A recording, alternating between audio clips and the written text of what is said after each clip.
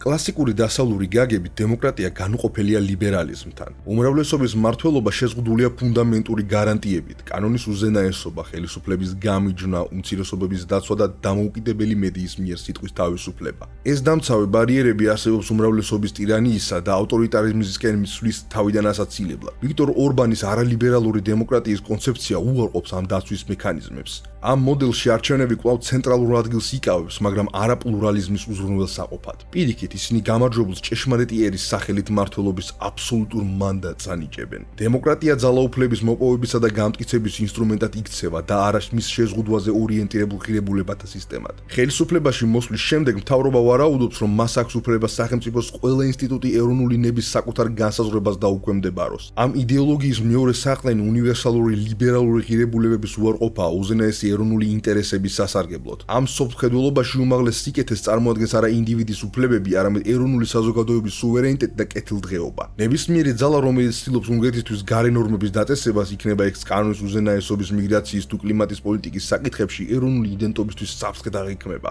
ამ პროექტის შედეგები ახლა უდავოა. ორბანის მმართველობის დროს უნგრეთი გლობალურ თავისუფლების რეიტინგში მკვეთრად დაეცა. 2019 წლიდან Freedom House-მა ის მხოლოდ ნაწილობრივ თავისუფალ ქვეყნად შეაფასა. წლების განმავლობაში რიგითი მოქალაქეები სუსტად გრძნობდნენ შედეგებს, მაგრამ დროთა განმავლობაში ეს რბილი ავტორიტარიზმი ხელშესახები გახდა. 2025 წლის თებერვალში უნგრელი მოსამართლეები ქუჩებში გამოვიდნენ სასამართლო დამოუკიდებლობის დასაცავად, რაც უპრეცედენტო სანახაობა იყო. ამ ფილოსოფიამ ასევე განსაზღვრა ორბანის მებრძოლი პოზიცია ევროკავშირის მიმართ. ბრიუსელი სამართლებრივი ნორმებისა და დემოკრატიული სტანდარტებისადმი დაჟინებული მოთხოვნით არა პარტნიორად, არამედ იდეოლოგიურ მოწინააღმდეგედ იქცა, რომელსაც უნგრეთის სუვერენიტეტის შელახვაში ადანაშაულებდნენ. პრაქტიკაში არალიბერალური დემოკრატიის დოქტრინამ ინსტიტუციური ფორმა მიიღო ეროვნული თანამშრომლობის სისტემაში, ფართომასშტაბიანი ცენტრალიზაციის პროექტში, რომელიც შლიდა საზღვრებს პარტიას, სახელმწიფოსა და ეკონომიკას შორის. სასამართლოებისგან, მედიისა და საჯარო ინსტიტუტებისგან მოსალოდნელი იყო, რომ ისინი ფუნქციონირებდნენ როგორც ერთიანი ორკესტრის ინსტრუმენტები, რომელსაც ფიდესი დირიჟორობდა. მიზანი ნათელი იყო, ისეთი შეყრული და ფესვგადგმული სისტემის შექმნა, რომ ერთხელ მოპოვებული ძალაუფლება არასდროს დაიკარგოს.